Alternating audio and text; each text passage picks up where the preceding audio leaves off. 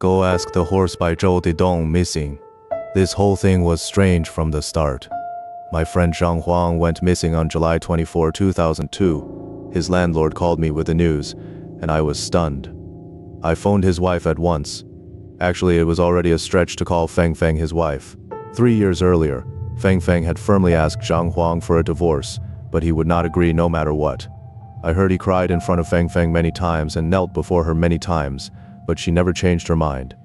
Up to the very end, Zhang Huang still refused to go with her to file the divorce papers, so Feng Feng moved out and lived apart from him. In fact, she had long since taken up with another man, and not long after that she moved in with him in public. They were practically husband and wife in everything but name. The man was wealthy and widowed. Once we know that, it is only natural to think the woman was after money, but I feel that maybe the two of them really did love each other. Otherwise, they would not have held on so stubbornly. Not every pair of lovers can end up together, and not every love built on material things is unhappy. Then again, Zhang Huang was a little too stubborn himself. She had already built a life with someone else, yet he still clung to a marriage certificate. What was the point? He could not live well himself, and he would not let her live well either. Still, during the year Feng Feng lived with that man, Zhang Huang never once went looking for her and never caused a scene. His own life was a complete ruin. He was drunk nearly every day and stopped painting, wasting away his art. At that time, the TV was airing Case 121. Its opening song was that hoarse, desperate cry. The gun went off, something happened. I had a feeling Zhang Huang must have gotten into trouble. I suspected it was the man Feng Feng was with now, because Zhang Huang was an obstacle to his future with Feng Feng, a shadow hanging over their present. Maybe Feng Feng was involved too.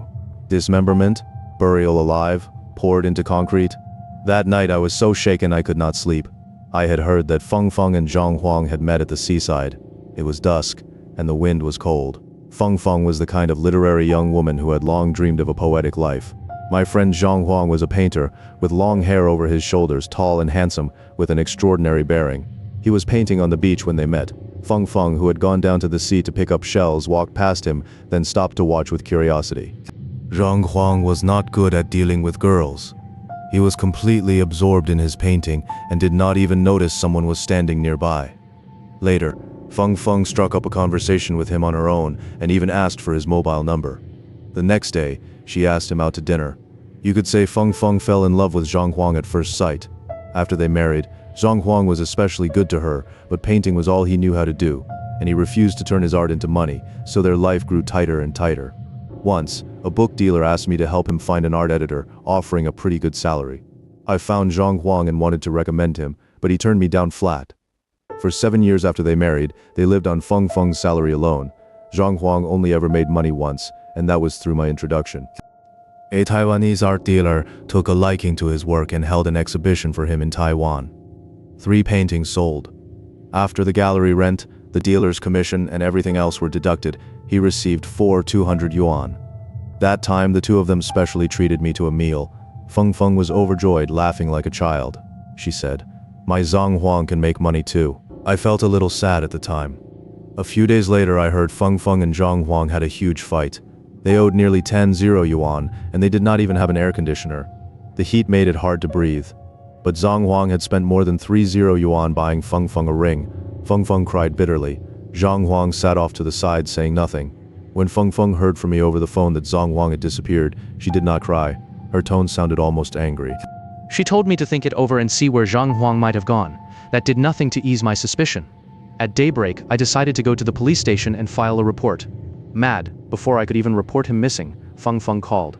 She said anxiously, "The security office at a hotel in G City just called. They said Zhang Huang is there. He has gone mad." It felt like someone had struck my head with a blunt object. At the same time, I was seized by a strange fear. The whole thing felt familiar, as if I had dreamed it years ago. Could it be that what was happening in reality had already been foretold in dream form, to me, someone completely unrelated, long ago? Feng Feng said, "You know he does not have any family. You are his best friend. I can only ask you, come with me and bring him back." I said, "All right." We flew there. I had not seen Feng Feng for a long time. She was dressed very elegantly, and you could tell at a glance that she was living well now. She said very little on the way. She looked preoccupied, anxious, and unsettled. By noon, we had reached the hotel in G City, the Hongyan Hotel. The person in charge told us, This guest checked in on July 20. At first he seemed normal enough, just a little depressed. The next morning, when a maid went in to clean the room, she found he had gone mad. We immediately sent 2 security guards to keep watch over him. Then we checked his notebook. There was only one phone number in it, so we called that number right away. Then he led us to Zhang Huang's room. When we got off the elevator and walked toward the room, Feng Feng suddenly gave a scream behind me, as if she had been struck by some enormous fright. I shuddered and looked back. She had fainted to the floor. I hurried to pick her up and press between her nose and upper lip. It took a long while before she came to. "What is it?" I asked. She was terribly weak, as if she wanted to say something but could not. I thought it was probably nerves, so I did not press her further and helped her into the room. Zhang Huang lay on the bed with a ghastly gray face, staring at the ceiling, his eyes motionless. The man in charge and the 2 guards left. Only Feng Feng, Zhang Huang and I remained in the room. It was very quiet. I asked him gently and tentatively, "Zhang Huang, do you still remember who I am?" He kept staring at the ceiling and ignored me. I pointed at Feng Feng and asked, "Then do you know who she is?" Feng Feng watched Zhang Huang's reaction with utmost tension, but he still did not speak. He kept staring at the ceiling, his gaze vacant and dull. Clearly the gaze of a mentally disturbed man. I asked again, "Why did you come here?" Suddenly Zhang Huang turned his eyes toward me and rasped, "Go ask the horse." I was completely stunned. Then it hit me. That was a line from a novel. And this whole incident was exactly a scene from that novel. In fact, I had never read that novel. Zhang Huang had told me about it. That was a long time ago. Back then, Zhang Huang had said mysteriously, "I just read a novel called Go Ask the Horse. It's about love, but after reading it I found it terrifying." Then he told me the story. There was a married couple. The woman fell for someone else, abandoned her husband and married another man. One day she suddenly heard that her ex-husband had gone mad in a hotel in another city. She rushed there at once and saw him lying on the bed, staring straight ahead at the ceiling, saying nothing. She cried and asked him over and over, "What's wrong with you? Don't you remember who I am?" After she asked many times, the man finally said coldly, "Go ask the horse." Feng Feng's tears slowly spilled out. From that day on, Zhang Huang either said nothing, or he said just that one line, "Go ask the horse." Revenge? The next day, Feng Feng and I took Zhang Huang back with us. On the train, Zhang Huang sat listlessly in the corner and fell asleep. Feng Feng looked at him quietly, then slowly said to me, "Do you know why I fainted?" I suddenly said, "I know." She stared. "Yesterday when you walked into that hotel, went up that floor, and came close to that room, you kept feeling more and more that it was familiar. Am I right?" Her eyes widened. Then it suddenly occurred to you that he was taking revenge. He was using his madness to take revenge on you. 10 years ago, when you and he traveled to get married and honeymooned, you stayed at this Hongyang hotel too. It was the same floor, the same room. Back then, the hotel was running a promotion. Any newlywed couple who spent their honeymoon there could come back 10 years later and enjoy a free tin wedding anniversary honeymoon. They even gave you a promise card. This July 20 was your 10th wedding anniversary, and he came here alone. That promise card had turned yellow. All these years you thought it had been lost long ago. You never imagined he had kept it all this time. Feng Feng looked even more shocked. I said, "It is a novel Zhang Huang told me about long ago." Feng Feng looked at the sleeping Zhang Huang, then at me. Her expression brightened a little. She said, "So Zhang Huang is acting out that novel, trying to make me change my mind?" I shook my head sadly. "No, I can feel that he is not acting at all. Maybe when he was still sane, he copied the plot of that novel and came here alone. After that, he really went mad, saying goodbye to this real world and entering that fictional novel for good. He said he was afraid of that novel, especially that line, 'Go ask the horse.'" Feng Feng's tears fell again. I sighed and went on. "Try looking at it another way. Why would something that happened many years later already appear in a novel years earlier? This is far too mysterious." Yes, there are many things in this world that are far too mysterious. Only the horse knows. In the middle of the night, Feng Feng fell asleep leaning against Zhang Huang. They slept very close together, very peacefully. The train thundered forward, and outside the window the fields of rapeseed flowers stretched over the hills, blooming so brilliantly it made you want to cry. The horse in the dream. Feng Feng was a good person. She decided to bring Zhang Huang home with her. The man she later married was named Kelly, and he was 8 years older than Feng Feng. Of course, he was unwilling to accept this arrangement. When a husband and wife are living their life together, How could there suddenly be the wife's legal husband thrown back into the picture? What was that supposed to be? Feng Feng said, "Kelly, no matter what, I was married to him once. How could I bear to watch him get sent to a mental hospital? If one day you went mad, I would not do that to you either. I do not understand why you have to be the one to take care of him. He does not have any family. You can hire him a caretaker. We will pay for it." But Feng Feng made several trips to the labor market, and every time people heard she was looking for someone to tend a mentally ill man, none of them were willing to come. In the end, she had no choice but to beg Kelly again. Kelly sat there smoking one cigarette after another, silent. "Just think of him as my younger brother," Feng Feng said, crying. Kelly pulled her into his arms and said helplessly, "All right, I will think of him as my younger brother." So Zhang Huang stayed at Feng Feng's house. I forgot to mention an important detail. Kelly ran a racecourse in the suburbs. That racecourse covered tens of thousands of square meters. It had white wooden rails built to international standards, an access lane, horse gates, a large grandstand, a small grandstand, a service building, a parking lot. He owned dozens of fine-bred racehorses. Feng Feng often learned to ride from the trainer. Those horses were imported from Ireland, Switzerland, and other countries, excellent thoroughbreds and crossbreeds, and Feng Feng had grown familiar with all of them. She could even call them by name. Kelly had a house in the city, in a very upscale residential tower. But for convenience in running the business, he and Feng Feng usually lived in the villa near the racecourse. It was a two-story house. Kelly and Feng Feng lived on the first floor, while Zhang Huang stayed on the second. If he wanted to go out, he had to pass through the first floor. Zhang Huang seemed never to have thought about stepping outside that luxurious little house. At mealtime, the maid would carry his food upstairs. Once he had eaten his fill, he would curl up in his room and stare blankly. He always kept the curtains closed and never turned on the lights, so his room was always dim. He even never came downstairs. There was a bathroom upstairs, so he ate, drank, and took care of all his needs on the second floor. Feng Feng rarely went upstairs to keep him company, even though she knew she ought to talk with him more often. She was afraid Kelly would be unhappy once. When Kelly was not home, Feng Feng went upstairs and opened Zhang Huang's door. She saw him painting in the dim room. He was still painting. Feng Feng walked up to him and said softly, "Zhang Huang, Zhang Huang," as if startled, hurriedly gathered up his painting and shoved it under the bed. "What are you painting?" Feng Feng asked. Zhang Huang looked at her woodenly and said nothing. "Tell me, what are you painting?" "Go ask the horse," he said suddenly. Feng Feng sighed, studied him quietly for a while, then turned and slowly went back downstairs.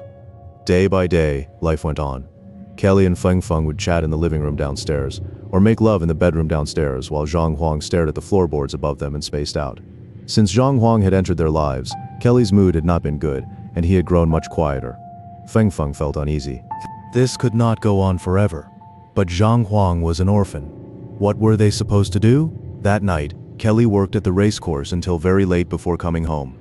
In the middle of the night, he suddenly sat up, screamed and leaped to the floor, running wild around the bedroom. Feng Feng woke at once. Seeing what was happening, she was startled and shouted, "Kelly, what are you doing?" Kelly kept running until he slammed headfirst into the south wall, then let out a miserable cry and fell onto the carpet. "Xiao Guan! Xiao Guan!" Feng Feng shouted for the maid as she panicked, turned on the light and jumped out of bed. Kelly was clutching his head and groaning. His head was bleeding. By then he had finally awakened and was struggling to get up. The maid opened the door and shouted, "Auntie, what happened? Bring the stop bleeding medicine quick," Feng Feng said, helping Kelly back onto the bed and asking in confusion, "What's wrong with you? Did you have a nightmare?" Kelly shook his head in pain. The maid brought the medicine. Feng Feng applied some to Kelly, and the bleeding stopped. Kelly waved the maid away, meaning he did not need anything else, and she left. "What on earth happened to you?" "I vaguely saw a black horse. It was chasing me." "You were dreaming. It chased me all night. I really could not run anymore. I collapsed on the ground, and it stamped hard on me with its front hooves. It stamped on my head. Black horse. Charcoal." Kelly thought about it, and shook his head. "Snow feet." Kelly still shook his head. "Tendon? It is not one of our horses. I have never seen it before. Its mane was very long, hanging down and covering its eyes." Feng Feng gently stroked Kelly's head and said, "Maybe you were frightened by a horse sometime. Does it still hurt?" "It is fine. Go to sleep." Feng Feng thought Kelly must have been exhausted and got a nightmare in his sleep. She did not pay it much attention. She never expected that a few nights later the same thing would happen again. In the middle of the night, Kelly suddenly sat up, shouting as he rushed frantically out. He actually smashed headfirst into a pillar, let out a miserable cry, and fell onto the marble floor. This time, the wound on his head was large and deep. Feng Feng chased after him, terrified, and called the maid for medicine and gauze. She quickly bandaged him up, then helped him into the car and sped to the hospital. At the hospital, Kelly spoke of his dream with terror still in his eyes. It was that black horse again, like a ghost. It kept pursuing Kelly relentlessly from behind. He was running across a boundless dark prairie. Exhausted to the point of collapse, he fell to the ground, and that black horse charged up, raised its front hooves high, and stamped on his head. At that moment, Feng Feng suddenly remembered Zhang Huang's mad words, "Go ask the horse," and she shuddered. When they got home, the maid was sitting in the living room waiting for them. The room lights were on. After Feng Feng came in, she saw that the staircase leading to the second floor was black and shadowy. She asked the maid in a low voice, "Zhang Huang did not come down, did he?"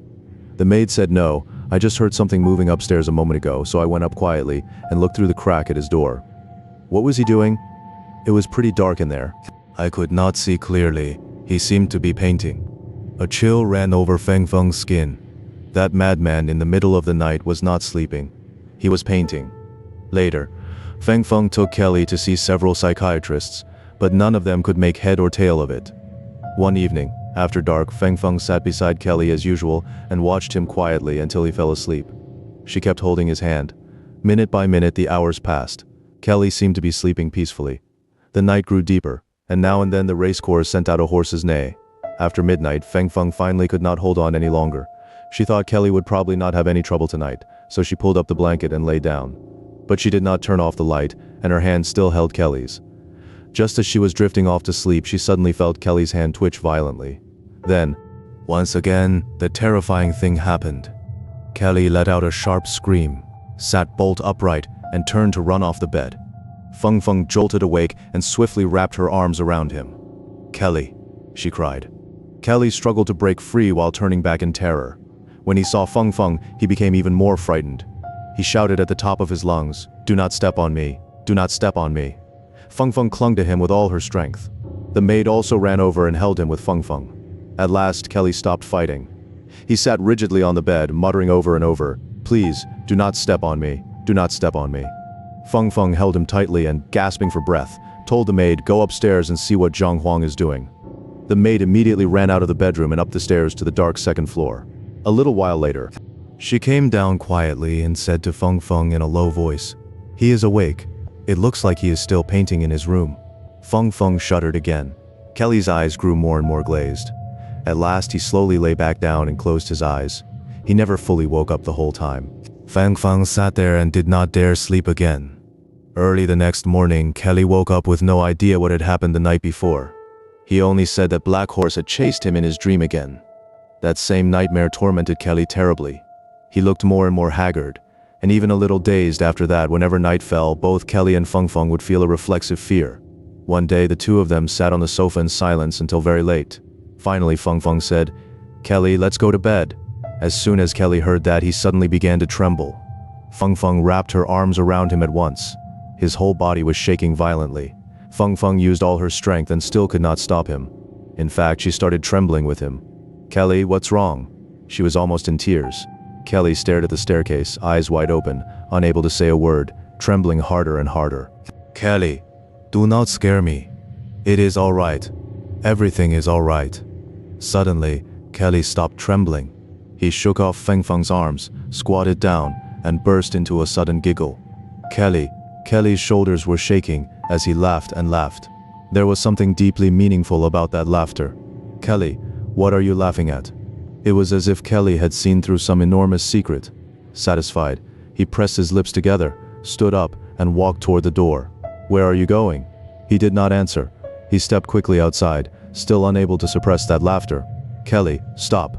Feng Feng chased after him, ran in front of him, and blocked his way. "What exactly are you going to do?" "I'm going back to the horse pen." Feng Feng's mouth fell open. She realized Kelly had gone mad too. "Kelly, this is your home." Kelly let the laughter fade. He studied Feng Feng's eyes warily and said, "Are you the one who is mad?" Tears flooded Feng Feng's eyes. She took Kelly by the hand and said softly, "Kelly, let me go home with you, all right?" Kelly looked pleased. He suddenly dropped to all fours and said, "Come on, climb on me, that will be faster." That morning the sky was overcast, a perfectly sealed gray, and the black clouds hung low overhead, making it hard to breathe. Kelly smiled as he flipped through his account book, muttering to himself. Feng Feng, despairing completely, told the maid, "Take Zhang Huang out for a walk in the garden outside." The maid said, "All right." Zhang Huang followed the maid down the stairs woodenly, turning his head like a robot to look curiously at Feng Feng and Kelly. It was not until he reached the door that he turned his head away. After he left, Feng Feng climbed upstairs alone. Once she entered Zhang Huang's dim, lightless room, she bent down and looked under his bed. There, hidden beneath it, were the paintings he had done in the middle of the night. She pulled them out. There were 3 in all, one glance, and she froze. They were all horses. Black horses. The 3 horses were posed the same way, their front hooves raised high as if they were still letting out a long, drawn-out neigh. When Feng Feng and Kelly first got together, Zhang Huang had followed her many times. No one knew about this. He found that every time Feng Feng came to this suburban racecourse, after she entered that villa, she vanished from sight. All he could see were those horses tossing their manes and scraping the ground in front of him, swaying back and forth. The images of those horses, along with his hateful memories, had been carved deep into his brain. So after he went mad, the horses burst out through his brush from his brain. And before Feng Feng discovered these paintings, Kelly had already seen them. He always felt that this madman's gaze could pierce through the floorboards and watch over his life with Feng Feng day and night. At last he could not stand it and walked into Zhang Huang's room. He seemed to want to uncover some secret, or else he would never feel at ease. But he found nothing, only Zhang Huang's painting. It was a black horse. From then on he became even more uneasy, and that black, galloping horse kept appearing in his mind. At last, one day, the black horse in the painting appeared in Kelly's dream. That was how the black horse ran out of Zhang Huang's brain and into Kelly's. Only 2 people in the world. And so Feng Feng supported the entire racecourse on her own while also caring for 2 madmen. She lived an exhausting life. I visited them several times. Kelly always liked to say strange, incomprehensible things, while Zhang Huang still stayed upstairs all day and never spoke. Because Kelly had already lost his mind, Feng Feng no longer had to be so guarded. She often went upstairs to keep Zhang Huang company. Gradually, she noticed that there seemed to be a little light returning to Zhang Huang's eyes. Day after day passed in a tragic haze, and nothing changed. In the meantime, the maid got married and left the house. Feng Feng felt even more alone. One day, Feng Feng was sitting on the sofa watching TV, while Kelly lay on the floor and made all kinds of horse-like movements, pawing, kicking out, snorting, tossing his mane. He copied them with uncanny accuracy now, and then he would also neigh, sounding exactly like a horse. It grew annoying, so Feng Feng went over and tried to pull him up. He would not budge like a child. At that moment, Feng Feng heard someone slowly ask, "What is wrong with him?" She turned around. It was Zhang Huang. He was standing on the dark staircase, staring at Kelly on the floor with great puzzlement. Feng Feng's heart gave a sudden thump. She immediately felt that Zhang Huang was showing signs of improvement. Trembling, she softly called, "Zhang Huang." Zhang Huang looked at her, seeming to struggle to remember who this person was. "Zhang Huang, do you remember our Hongyan Hotel, Feng Feng?" Zhang Huang asked. Feng Feng rushed over and threw her arms around him. Both of them burst into tears. Postscript: in Go Ask the Horse, love collides with love. Devotion destroys devotion. Feeling contradicts feeling. And beauty becomes entangled with beauty.